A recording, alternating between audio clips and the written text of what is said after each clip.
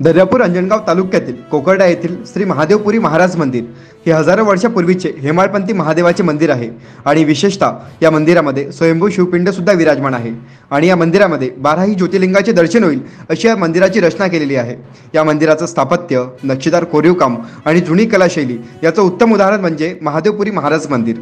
हे मंदिर बघण्यासाठी देशभरातील सर्व भाविक भक्त आपली उपस्थिती मंदिरात लावतात। आज महाशिवरात्रीनिमित्त हजारो भाविकांनी मंदिरामध्ये गर्दी केलेली आहे।